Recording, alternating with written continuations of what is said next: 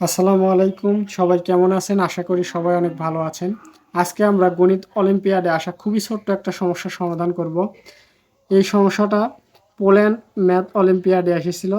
তো এখানে দেখতে পাচ্ছেন 7 ভাগ 7 ভাগ 7 ভাগ 7 দেওয়া আছে। তো এটার মান কি আমাদের বের করতে হবে। তাহলে আমাদের যোগ বিয়োগ গুণ ভাগ থাকলে আমরা ভাগের কাজটাই কি আগে করি। তাহলে এখানে যেহেতু সব ভাগ দেওয়া আছে তাহলে আমরা কি প্রথম থেকেই করতে থাকবো, অর্থাৎ বাম পাশ থেকে করতে থাকবো। তাহলে এখানে প্রথমে দেখতে পাচ্ছেন 7 ভাগ 7, এটা আগে আমরা করব। তাহলে 7 থেকে 7 যদি ভাগ দিই তাহলে থাকে কি 1।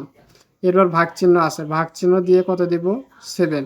এরপর ভাগ আছে, ভাগ চিহ্ন দিয়ে কত দিব? 7। এরপরে আমাদের কাজ হচ্ছে 1/7 দেওয়া আছে। তাহলে 1/7কে আমরা 1 এখানে কি নিচে লিখতে পারি না, অর্থাৎ ভাগ দিয়ে একই কথা কিন্তু। এই যে এইটুকুকে কিন্তু আমরা এইভাবে লিখলাম 1/7। এরপর ভাগ চিহ্ন দিব, ভাগ দেব, এরপর দেব কি 7। এখন আমাদের কাজ হচ্ছে এই 1/7 আমরা লিখবো 1/7। তাহলে 7 লিখলাম। এখন এখানে ভাগ আছে, এটাকে যদি আমরা হচ্ছে চিহ্নের পরিবর্তন করে দেই তাহলে গুণ হবে। আর এই 7টা যে উপরে আছে এখানে কি মনে মনে একটা কি 1 আছে।